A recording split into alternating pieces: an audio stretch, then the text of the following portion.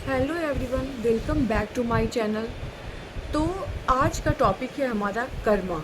हम लोग बोलते हैं हमेशा कर्मा जो है वो लौट के आता है हम लोग के पास।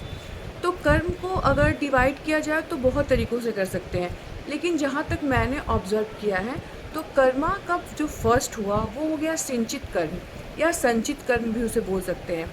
तो उसमें क्या है आपका कि हमने कुछ ऐसे कर्म किए हैं जो स्टोर हैं, ठीक है, और उसको इम्प्लीमेंट होने में भी टाइम लगेगा और वो रिज़ल्ट भी थोड़ी देर से आपको देगा।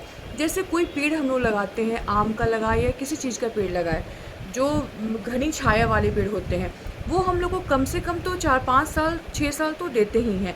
तो वो क्या हुआ, उसी तरह का हम लोग का संचित कर्म हुआ, जिसे हम लोग स्टोर करते हैं उन चीज़ों को, और वो हम लोग को आगे चल के फ्यूचर में वो हम लोग रिफ्लेक्ट होके हम लोग के पास आते हैं, ठीक है। दूसरा हो गया प्रारब्ध कर्म। जैसे अगर मैंने किसी के साथ अच्छा किया तो वो मेरे पास अच्छा लौट के आएगा, अगर मैंने किसी के साथ बुरा किया तो वो मेरे साथ बुरा लौट के आएगा। ऐसा लोगों का मानना है सारे कर्मों को लेके।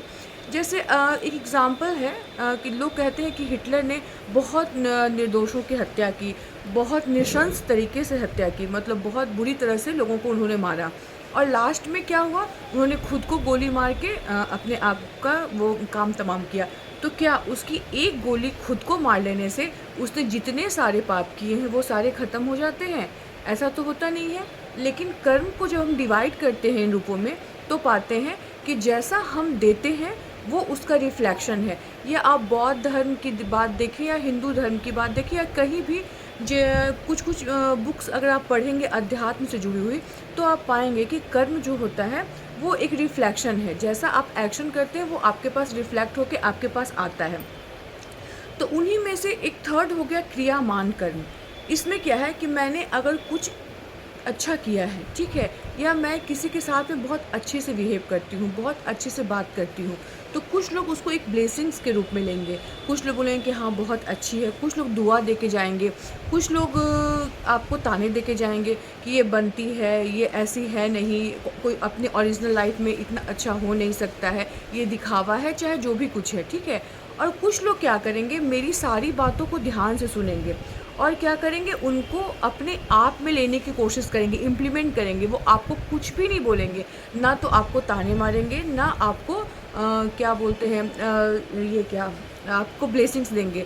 तो क्या करेंगे, वो अपने आप पे इम्प्लीमेंट करेंगे कि हाँ, अगर उनको मेरे में कुछ भी अच्छा लगता है, कुछ भी चीज़ें उनको मेरे में पसंद आती है, तो वो कोशिश करेंगे कि मेरी अच्छी चीज़ों को लेके वो कंटिन्यूटी में बरकरार रखें उन चीज़ों को, अगर उनको मेरे में कुछ अच्छी चीज़ें लगती हैं तो। तो जहाँ तक मेरा मानना है कि ये तीनों कर्म जो है वो हमारा, जैसे कि हम लोग हर कोई इंसान यही बोलता है कि मैंने तो आज तक किसी के साथ में कुछ बुरा किया ही नहीं, पता नहीं भगवान मेरे साथ बुरा क्यों ऐसा कर रहा है। तो क्या हर इंसान को ये कम से कम ये बोलने से पहले सोचना चाहिए। इवन कि कभी कभी मेरे मन में भी विचार आता है कि मैंने किसी का बुरा आज तक नहीं किया, फिर मेरे साथ ही इतना बुरा क्यों होता है, जब कभी आपको तकलीफ़ होती है तो। लेकिन जब आप अपनी बीती चीज़ों के पीछे जाएंगे, अतीत के पीछे जाएंगे, तब आपको समझ में आएगा कि आपने कुछ चीज़ें ऐसी की हैं जो गलत हैं, और कर्म जो है अगर आपको मिल रहा है तो वो उन्हीं का आपका रिज़ल्ट है। बहुत सारी चीज़ें हैं, तो हर एक आदमी, मैं ऐसा नहीं बोल रही हूँ कि हर एक लोग गलत हैं, लेकिन हर एक लोगों ने कुछ न कुछ अपने लाइफ में ऐसा किया है। तो ये जो हम लोग हमेशा सबको बोलते हैं कि मैंने तो कुछ कभी गलत किया ही नहीं, ऐसा हो ही नहीं सकता कि किसी ने गलत ही नहीं किया हो। कुछ ना कुछ तो गलत होता ही है जो आपका रिफ्लेक्ट होके आता है। तो हमें चाहिए कि हम लोग हमेशा ये कोशिश करें कि जितना हो सके, मैं ये नहीं कहती हूँ कि हाँ गृहस्थ जीवन को छोड़ के आप दिन भर वो दान पुण्य करते रहें, बहुत ये, क्योंकि गृहस्थ जीवन में रह के हर एक नियम को पालन करके अगर आप अपनी ज़िंदगी को बहुत अच्छे से चला रहे हैं और अच्छी बुद्धि के साथ में, बुद्धि इन द सेंस क्या, हर चीज़ पॉजिटिव लेके चलना, किसी की बातों को बिल्कुल जो आपको नहीं लग रहा है कि मेरे पे वो सूट नहीं कर रहा है, उनको रिफ्लेक्ट करके जितना पॉजिटिव चीज़ें हैं वो एक ऑरा क्रिएट करना, पॉजिटिव ऑरा क्रिएट करना, अपनी फैमिली की देखभाल करना, वो सारी चीज़ें अगर आप कर रहे हैं तो उससे बढ़ के तो कुछ चीज़ है ही नहीं। गृहस्थ जीवन में जीना बहुत ही, भगवान भी तरसते हैं गृहस्थ जीवन में जीने के लिए। तो ये कहने का मतलब क्या है कि हमेशा हमें जो हो गया सो बीत गया, चली गई घटना। जो घटना अतीत वाली बात होती है उसको घटना बोलते हैं। तो घटना का मतलब ही होता है माइनस, मतलब जो घट चुका है, जो ख़त्म हो चुका है, उसको फिर से ये करने की ज़रूरत नहीं है। लेकिन हमें अब अगर हमें जानकारी हो गई है कि हाँ, हमने कभी भी गलत किया है किसी के साथ में, तो अगर अब हम इन चीज़ों को जान गए हैं, तो अब कोशिश करेंगे कि कभी भी कुछ ऐसा गलत ना करें जिसकी वजह से किसी को हमसे तकलीफ़ हो, या हमारे शब्दों से। हम लोग किसी को तकलीफ़ सिर्फ मार के नहीं देते हैं कि आप फिज़िकली किसी को टॉर्चर कर रहे हो तो वो आप उसको दंड दे रहे हो या फिर उसको परेशान कर रहे हो। आप मेंटली भी किसी को डिस्टर्ब कर सकते हो, आप अपने शब्दों के ज़रिए भी किसी को डिस्टर्ब कर सकते हो। तो ये भी एक कर्म है जो लौट के आपके पास आता है, ठीक है? वो इंसान नहीं देगा, कोई दूसरा इंसान दे देगा आपको, ठीक है? और अगर ये आप सोचते हैं कि आपने मतलब कुछ घर में अगर बूढ़े बुजुर्ग हैं या फिर कोई हैं, उनको आप टॉर्चर कर रहे हैं, उनको आप खाना पीना नहीं दे रहे हैं, आप उनको उनके साथ में बहुत ही गलत तरीके से बिहेव कर रहे हैं, और सुबह सुबह गाय को रोटी दे रहे हैं, या शनिवार को कुत्ते को दे रहे हैं, क्योंकि आजकल यूट्यूब पे बहुत फेमस है कि शनिवार को दीजिए, उसको खिलाइए, पहला निवाला उसको, जो भी कुछ है। तो ये क्या आपका कर्म है जो आपको बैलेंस हो रहा है? ये बिल्कुल बैलेंस नहीं होता है।